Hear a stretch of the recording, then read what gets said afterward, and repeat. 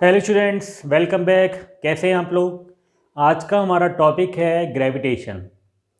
ग्रेविटेशंस जो फिजिक्स का एक इम्पॉर्टेंट पार्ट है।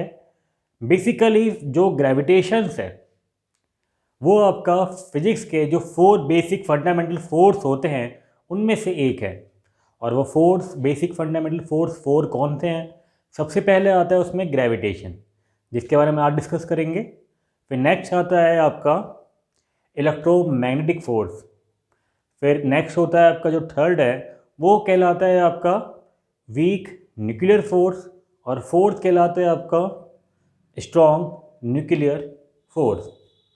और इन चारों जो फोर्स हैं यानी जो फोर्स हैं आपके पास, इसमें जो ग्रेविटेशंस होता है वो सबसे ज़्यादा वीक होता है। ठीक है, वो सबसे ज़्यादा कैसा होता है आपका? वो वीक होता है। तो हम उसके बारे में पढ़ते हैं। तो सबसे पहला पॉइंट है हमारा कि ग्रेविटेशन होता क्या है।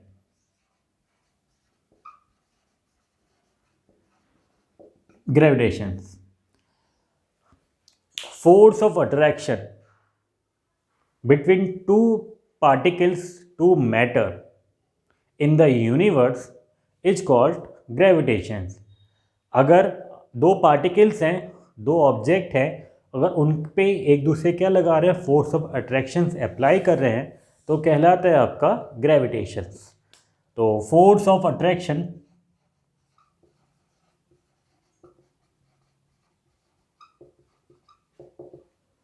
बिटवीन टू ऑब्जेक्ट है या पार्टिकल्स है इन यूनिवर्स इज कॉल्ड ये सेम ग्रेविटेशन। ग्रेविटेशन, ठीक है। चलिए हमें बात समझ में आ गई ग्रेविटेशन होता है क्या है। फिर जो नेक्स्ट पॉइंट आता है वो कहलाता है आपका ग्रेविटी। कि ग्रेविटी क्या होती है। अगर हम ग्रेविटी की बात करें तो ग्रेविटी क्या समझ में आती है हमें।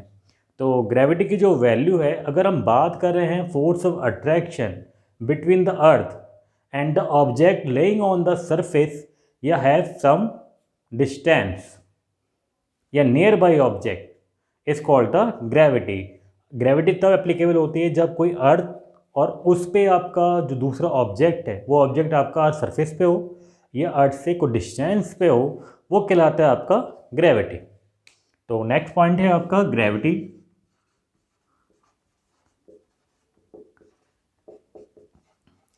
फोर्स ऑफ अट्रैक्शन, रिपल्शन कभी नहीं करेगा ये, केवल अट्रैक्शन बिटवीन अर्थ एंड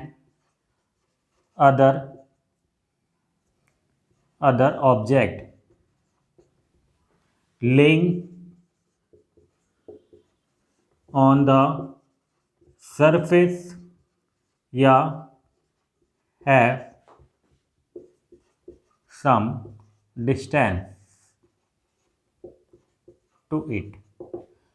या कोई सरफेस पे हो या कोई डिस्टेंस पे हो, तो जो ग्रेविटी फोर्स ऑफ अट्रैक्शन लगा रही है आपका, वो कहलाता है आपका ग्रेविटी।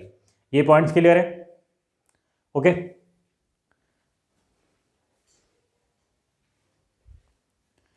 ओके, तो नेक्स्ट टॉपिक है आपका फ्री फॉल। फ्री फॉल, गिरना, फ्रीली गिरना। ओके, तो इसमें बोलते हैं आपका motion of any object towards to the earth under the influence of gravity alone is called free fall। बात समझ में आई है? अगर कोई ऑब्जेक्ट का जो मोशन है अर्थ की तरफ, ठीक है, तो अर्थ उस पर केवल एक फोर्स लगाती है, केवल एक फोर्स, जिसको बोलते हैं आपको ग्रेविटी। केवल सिंगल फोर्स ही लगना चाहिए, तभी आपका जो ऑब्जेक्ट है वो आपका कहलाता है आपका फ्री फॉल। लेकिन एक्चुअल हमारे एटमॉस्फेयर में आपकी एयर है, ठीक है, जिसकी वजह से आपका एक एयर रेसिस्टेंस भी आपका उस ऑब्जेक्ट पे अप्लाई होता है। तो आपने देखा होगा कि अगर कोई हैवी ऑब्जेक्ट है तो वो बहुत तेज़ी से नीचे आता है, अगर कोई आपका लाइट ऑब्जेक्ट है तो वो आपका थोड़ा धीरे स्लो स्लो आता है। इवन अगर उस ऑब्जेक्ट का सरफेस एरिया आपका ज़्यादा है तभी वो स्लो होता है, अगर सरफेस एरिया कम है तो वो थोड़ा फास्ट आता है, ठीक है। जैसे सरफेस एरिया ज़्यादा लाइक पैराशूट तो स्लो आएगा। क्यों होगा? क्योंकि आपका एयर रेजिस्टेंस उसको क्या कर रहा है, उसका जो ऑब्जेक्ट की जो मोशंस है उसको स्लो डाउन कर रहा है। अगर हम एयर रेजिस्टेंस को मान लेते हैं, हटा देते हैं, अगर हम एक्सपेंड करें कि वैक्यूम में कुछ डिस्टेंस पे हम एक हैवी ऑब्जेक्ट मान लीजिए जिसका वेट आपका 10 kg है, और एक आपका लाइट ऑब्जेक्ट जिसका जो वेट है ओनली 1 ग्राम। ओके, मैं अगेन दो वेट बात कर रहा हूँ, 10 kg और 1 ग्राम, 1 ग्राम। ओके, और अगर दोनों को सेम हाइट से हम क्या करें, थ्रो कराएं, कहाँ पे थ्रो कराएं, टूवर्ड्स द अर्थ, तो दोनों ऑब्जेक्ट जो हैं सेम टाइम में जो आपके जो अर्थ सरफेस है उसको टच करेंगे। तो अभी क्या होता है कि आपका जो ऑब्जेक्ट जिसका वेट ज़्यादा होता है वो आपका जल्दी आता है, और जिसका वेट आपका कम होता है वो थोड़ा स्लो डाउन हो जाता है because of the air resistance. अगर हम केवल ग्रेविटी की बात करें, केवल ग्रेविटी फोर्स लग रहा होगा, तो हम बात करते हैं आपका कि केवल इस पे 10 kg और 1 kg जो 1 ग्राम जो होगा दोनों आपके सेम स्पीड से आएंगे। ये पॉइंट्स क्लियर है? ओके, तो नेक्स्ट मूव करते हैं।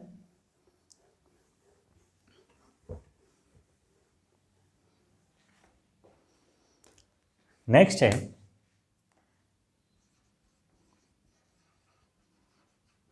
Acceleration due to gravity. Accelerations due to gravity, acceleration due to gravity का मीन्स है एक्सेलरेशन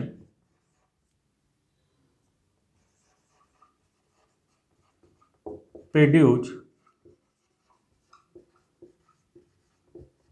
बाय द, या ऑन द लिखें, on the free falling object under the force of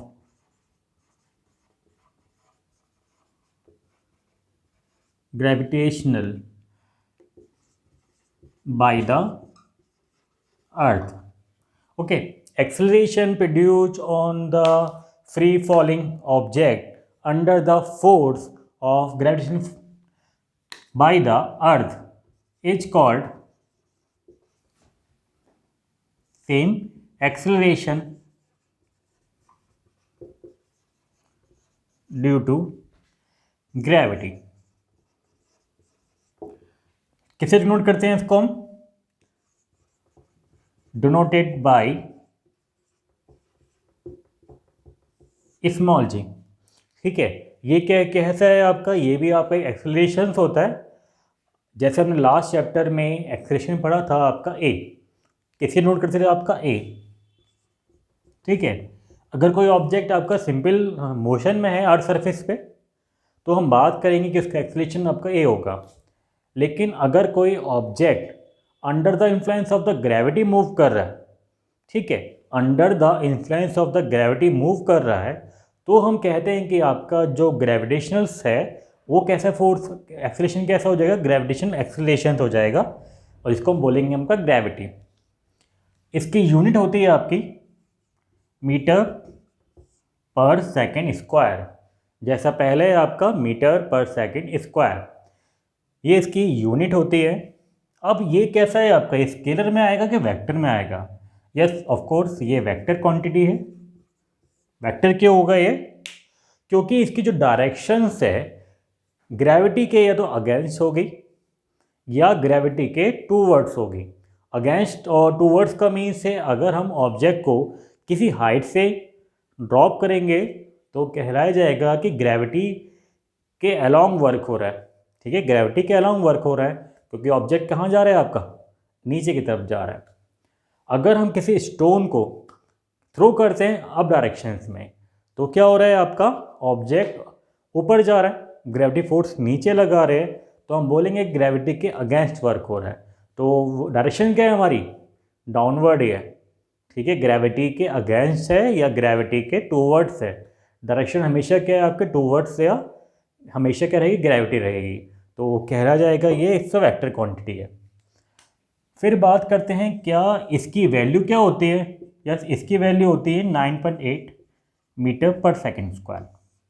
और ये अगर ऑब्जेक्ट किसी हाइट से फेंका जाता है तो उसकी जो एक्सीलरेशन है लगातार बढ़ता रहता है और उसकी स्पीड भी आपकी लगातार बढ़ती रहती है। फिर उसके बाद है कि जो आपका एक्सीलरेशन है यानी आपके जो ग्रेविटी है, क्या पूरे अर्थ सरफेस पे सेम रहेगी या डिफरेंट पार्ट्स पे अलग अलग रहेगी। ठीक है, या डिफरेंट रहेगी।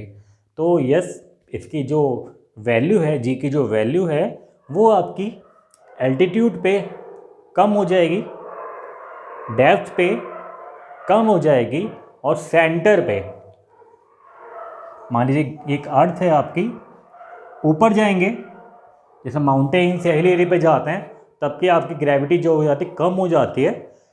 ठीक है, नेगेटिव रहेगी यानी कम हो जाएगी।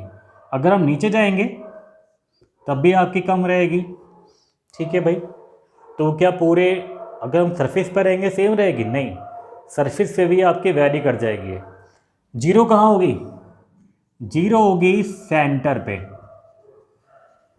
सेंटर ऑफ द अर्थ, ये जीरो होगी। ठीक है, सेंटर ऑफ द अर्थ क्या होगी, ये जीरो होगी। चलिए जी, मान लेते हैं इसे भी। इसका जो थोड़ा प्रूवमेंट है थोड़ा हाई क्लासेस में आपको थोड़ा बता दे रहा हूँ बस मैं।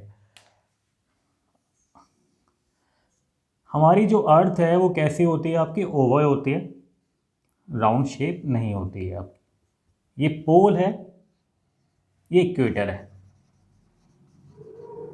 इक्वेटर है। ठीक है, GAGP, और उसकी जो डिस्टेंस है ना ये 21 किलोमीटर थोड़ी ज़्यादा होती है। किससे, पोल से। इक्वेटर की जो डिस्टेंस है वो पोल से 21 किलोमीटर ज़्यादा होती है। तो हम क्या बताएं, अगर आपकी ये बढ़ेगा तो आपकी जो वैल्यू होगी वो घटेगी। तो आपकी जो GE होती है यानी इक्वेटर पे जो G की वैल्यू होती है वो हमेशा कैसे होती है, GP से कम होती है। ठीक है, इसका भी प्रूवमेंट है हाई क्लासेस में, मैं थोड़ा सा आपको बता दे रहा हूँ तो थोड़ा सा इंटरेस्ट हो इसमें आपको। तो GE की जो वैल्यू होती है वो GP से कम होती है। मान लीजिए अगर आपने कुछ गोल्ड परचेज किया, कहाँ से परचेज किया, इक्वेटर से। ठीक है, तो इक्वेटर से परचेज करेंगे, मान लीजिए आप जस्ट एग्जाम्पल 10 ग्राम। ठीक है, और आपने उसको कहाँ जाके सेल कर दिया, पोल पे जाके सेल कर दिया, तो आपकी वैल्यू क्या हो गई है, बढ़ गई। ठीक है, इतना ज़्यादा नहीं हो गई, आपका 1 kg का आपका 2 kg हो जाएगा, स्लाइटली थोड़ा डिफरेंस होगा। ऐसी अगर आपने पोल से परचेज किया, ठीक है, आपने किसी को बोला कि मेरे लिए गोल्ड लिया ना, ठीक, और उसने कहाँ जाके इसको सेल किया, कहाँ जाके सेल किया, इक्वेटर पे, तो उसका जो वेट होगा ना वो ऑटोमेटिकली अपना आप ही कम हो जाएगा। कहाँ से कम होगा ये तो आपको मेरे को पता होगा, लेकिन साइंस के अकॉर्डिंग, फिजिक्स के अकॉर्डिंग यहाँ पे जो वैल्यू होगी इक्वेटर्स पे जी की कम होती है, GP की थोड़ी ज़्यादा होती है। इस वजह से थोड़ा सा डिफरेंस आ रहा है। ठीक है, तो आज का टॉपिक हमारा क्या रहा आपका, gravity, gravitational, free fall and accelerations due to gravity. Next video में हम डिस्कस करेंगे आपका लॉ ऑफ ग्रेविटेशनल यानी न्यूटन्स लॉ। ठीक है, जो न्यूटन का फेमस लॉ है एप्पल इंसिडेंट, हम उसको डिस्कस करेंगे। तब तक के लिए बाय बाय, टेक केयर।